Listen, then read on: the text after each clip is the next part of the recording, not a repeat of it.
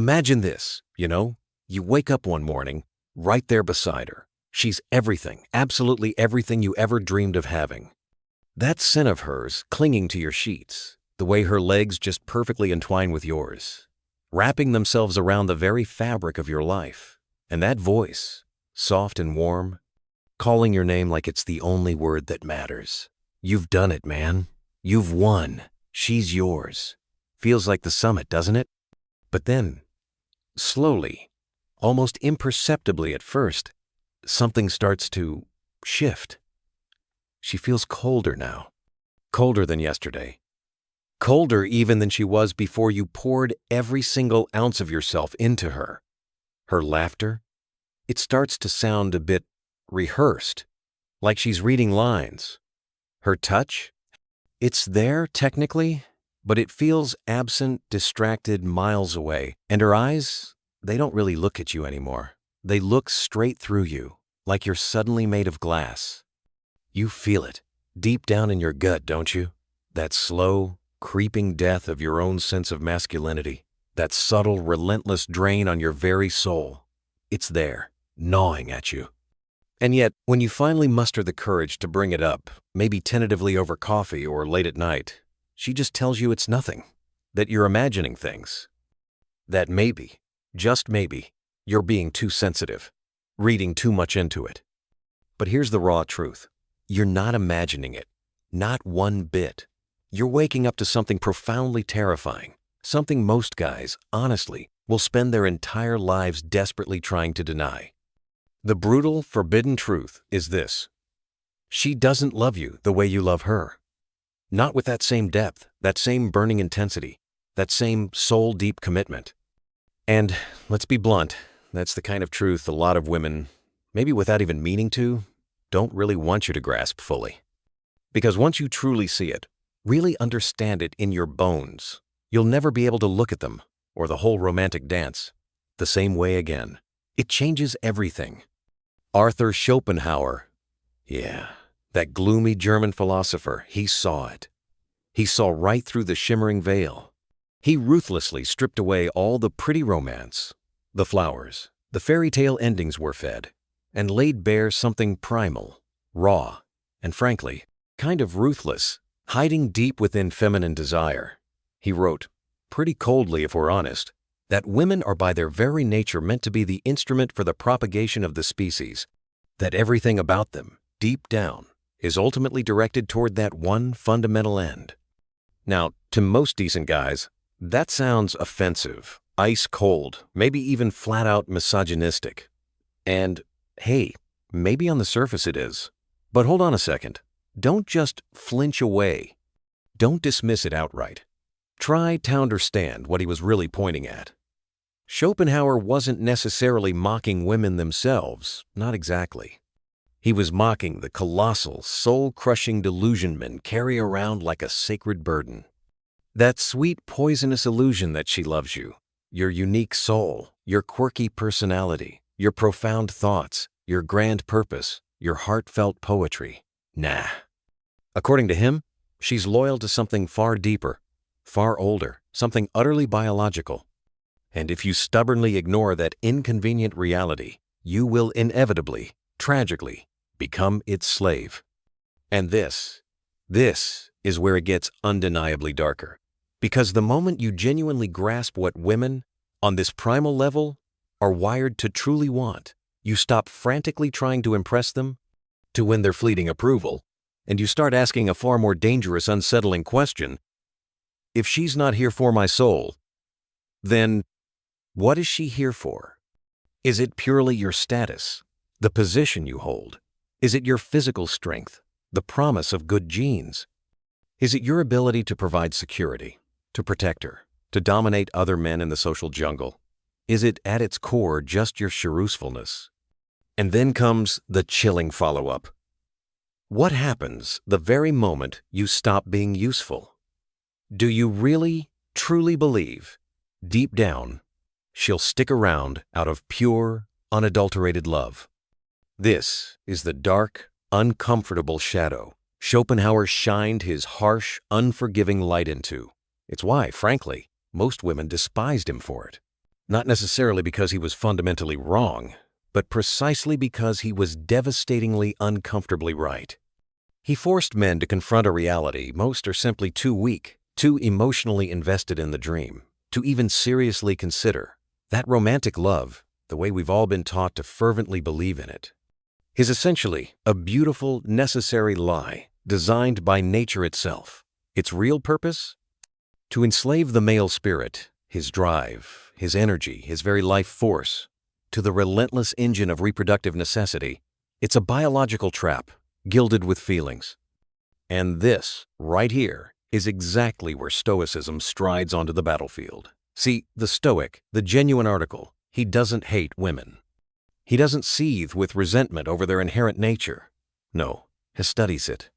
He observes it calmly, clinically. He accepts it as a fundamental fact of existence, like gravity or the weather. And then, crucially, he seeks to transcend it. Because only when you see the world and her place within it with crystal clarity can you ever hope to act with true freedom. You might still deeply want the love story, the intoxicating myth, the dream of perfect union, but you must ask yourself, brutally honestly, is it actually real or is it just incredibly effective bait? And if it's just bait, well, who exactly benefits from your willing blindness? Who profits while you're giving her absolutely everything? Your time, your devotion, your resources, your very sense of self, while she gives just enough, just the bare minimum required to keep you hooked, addicted, yearning for crumbs? Schopenhauer's whole point, his brutal gift, was to shake you awake. Not to foster hate, not to encourage domination, but to force you to finally, painfully, see the raw truth lurking behind the exquisite mask. And the most terrifying part, the part that keeps men trapped, that mask is so unbelievably, heartbreakingly beautiful, you'd often rather claw your own eyes out than admit it's not the whole truth. Why, oh why, do so many men fiercely refuse to see it? Why do they double down on the delusion, clinging to it like a life raft, even as their hearts are being methodically broken and their dignity dissolves into nothing? It's simple, really. Because the lie, the beautiful fairy tale, is warm, it's comforting, it fits the world we were raised to believe in. The devastating, soul-scarring truth, though? It feels like falling endlessly into an abyss. You were raised, probably, to believe that love is sacred, pure, inviolable. That women are naturally nurturing, selfless, tender creatures who yearn above all else to connect deeply with the very soul of a man. You were told, over and over, that if you're just kind enough, vulnerable enough, emotionally present enough, you will be chosen, cherished.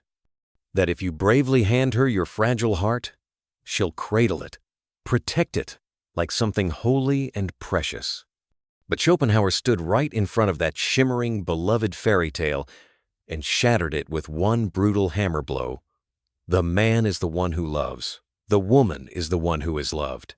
In that one stark sentence lies the entire, crushing asymmetry of the romantic dynamic. Men, we tend to fall headlong in love with the idea of love itself, with the grand narrative, the feeling of profound connection. Women, on the other hand, fall in love with what a man represents, his potential, his position, his utility to her own future security and legacy. This is the hidden mechanism, the unspoken, almost taboo truth that most polite philosophy nervously tiptoes around and most modern psychology, frankly, often seems too afraid to plainly admit. Her attraction to you, that magnetic pull, it's not primarily about your essence, your core being. It's about your demonstrable utility, Toher-envisioned future. Schopenhauer went further, controversially believing women aren't moral creatures in quite the same sense men strive to be, not because they are inherently evil, far from it, but because their core biological imperatives don't necessarily reward abstract truth or moral consistency in the same way. They reward effective strategy. He called it nature's cunning, a built-in, unconscious system compelling women to act with calculated, often short-term sweetness to achieve the paramount goal of long-term survival and genetic legacy. This isn't meant as some bitter condemnation. It's offered as cold, hard clarity. Because once you finally manage to strip away all your own desperate projections, the flowery poetry you draped over her, the Hollywood-fueled fantasies, the cultural hypnosis about soulmates, you slowly begin to see her as she fundamentally is. Not cruel, not angelic, but deeply, pragmatically pragmatic. She selects. She seduces. She attaches herself, consciously or not, only to what demonstrably secures her position, her future, her offspring's prospects. Her emotions aren't fixed monuments. They're fluid, adaptable, shifting subtly with your perceived status, your social proof among peers, your tangible power in the world. And her loyalty? Well, it lasts exactly, precisely, as long as your perceived value does. Modern psychology, interestingly, often backs this up, though usually wrapped in much softer, more palatable words. Think about evolutionary biologists like David Buss. Their work shows women are hypergamous by deep-seated default. They instinctively seek upward mobility in mating, biologically tuned to constantly screen, filter, and test men for the absolute best possible genetic and survival advantages they can secure. You've felt this, haven't you? In her sudden flakiness, in that inexplicable coldness that descended right after you made yourself emotionally vulnerable, opened up your deepest fears, in the way she just wasn't feeling it anymore. Right around the time your career hit a rough patch, or your confidence took a dive, you were told, promised even, that true love would see her stay through thick and thin. But she's wired, on a fundamental level, to stay for tangible security, emotional stability, physical safety, social standing. And that's the hidden, overwhelming force at play. Mother Nature herself, using female biology as the primary vessel to carry out her single-minded, utterly ruthless mission, propagation of the species, at virtually all costs. So when you sit there, heartbroken, saying, "She changed," or "She used me," or "I gave her everything and she just walked away without a backward glance," what you're really saying, deep down, is this: I mistook hardwired biology for timeless destiny. I confused nature's program for a sacred mutual vow. Schopenhauer, for all his bleakness, wasn't actually trying to turn you against women. His goal was far more radical. He was desperately trying to turn you away from the soul-destroying illusion. He understood, with painful clarity, that once a man finally sees women clearly, not as goddesses on pedestals, not as scheming villains, but simply as biological agents acting out nature's ancient, impersonal script, he can at last escape the ceaseless suffering that springs directly from misplaced, sky-high expectations. This is precisely where Stoicism hands you the shield, the armor for your spirit. While the hopeless romantic is utterly shattered, destroyed by betrayal, the Stoic is actually fortified by unflinching realism. He doesn't foolishly demand unwavering loyalty from female nature. That's like demanding the tide not to rise. Instead, he demands fierce, unwavering loyalty from himself. Loyalty to the truth, however ugly. Loyalty to his own purpose. Loyalty to the relentless pursuit of inner mastery. He takes to heart what Epictetus, that old slave-turned philosopher, taught. Don't hope that events will turn out the way you want. Welcome events, in whatever way they happen. That is the only real path to genuine peace. And so, the Stoic man makes a profound shift. He stops asking her, begging her, to love him in some impossibly deep way she simply isn't wired to sustain. He stops performing, twisting himself into knots to win her fleeting approval. He stops pleading for understanding or warmth that isn't coming. Crucially, he stops building his entire identity, his sense of worth, around the fragile, external validation of being chosen by her. Instead, he finally begins the only work that matters. He chooses himself. Here's the beautiful, liberating paradox. The very moment you release that desperate, gnawing desire to be loved by a woman purely for your true self, the moment you stop expecting her to magically understand the depths of your soul or willingly carry your emotional burdens, That is the precise moment you begin to stand upright, solid, like a real man. Not bitter, not broken by the world, but fundamentally unshakable. Because now you no longer serve the seductive myth. You see the underlying mechanics, the biological gears turning. And in that clear, sometimes painful seeing, you discover an incredible thing. You are finally free. But let's be real. This freedom, this hard-won clarity, isn't without its profound cost. Because the moment you genuinely understand female nature as Schopenhauer laid it bare, the moment you feel her warm smile and instinctively realize it might not always be rooted in authentic affection but often in simple necessity or calculation, you will begin to see the entire world differently. Everything shifts. That change, that slow, inexorable unraveling of your most cherished illusions about love and connection, it's just the beginning. Now you know. And once you know, truly know it deep in your marrow, you can't ever go back. You can't unsee the masks people wear. You can't unhear the sweet lies you once whispered fervently to yourself in the sacred name of love. You can't forget those desperate moments you spent begging, pleading to be truce-lean by someone who was ultimately, perhaps unconsciously, only ever scanning the horizon for survival, security, a better prospect. It hurts. Oh God, it should hurt. Because this isn't just about women. Not really. It's about waking up, blinking in the harsh light, from the most seductive, pervasive illusion nature ever cunningly crafted. The illusion that your ultimate value as a man lies solely in being chosen by a woman. But now you understand. You don't beg to be chosen anymore. You don't structure your entire life around the desperate need to be adored, validated, approved of by her. You become something different, something solid. You become the kind of man who walks into any room and intuitively understands the unspoken game being played, without feeling any compulsion to desperately play it. You become the man who can love openly, passionately even, without letting that love blind him to reality. The man who leads, who builds, who creates, not because he craves applause or female admiration, but because it's his purpose. The man who suffers setbacks, feels pain, endures hardship, but does not collapse under the weight.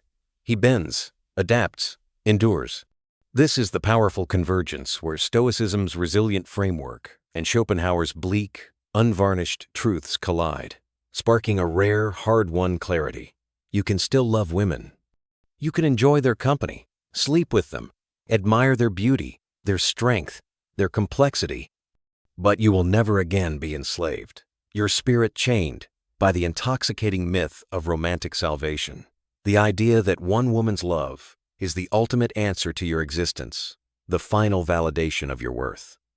And that profound inner freedom, that detachment from needing their approval to feel whole, well, that's precisely the kind of freedom the system, the old narratives, perhaps even some women invested in the old dynamic might not exactly want you to find. Because a man who genuinely no longer needs a woman's approval to validate his existence, that's a man the usual systems of control and manipulation can't easily touch. A man no single woman, through withdrawal of affection or threat of leaving, can truly control or break. A man who lives firmly anchored in truth, not tossed about by every passing temptation or emotional storm. So here it is, your real call to arms, whispered, not shouted. Stop chasing the fleeting warmth of her smile. Stop letting her shifting moods dictate your inner weather. Start mastering your own mind. Let the pain you feel right now, that raw ache of disillusionment, become the forge. Let it reforge you into something colder, yes, but also cleaner, sharper, infinitely stronger.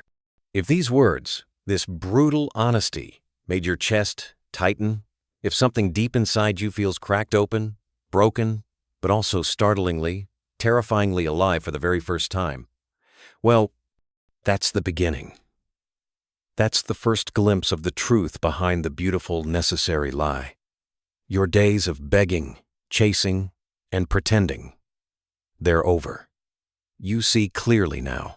The path forward, though harder, is infinitely more real. It's not about hating them, it's about seeing the world and your place in it with clear, unflinching eyes. It's about choosing the enduring power of truth, purpose, and self-mastery over the seductive, soul-eating fantasy. They might not guide you to this truth. Some might even resist you finding it. But once you do, once you stand firm in that knowledge, they'll never forget the man who sees.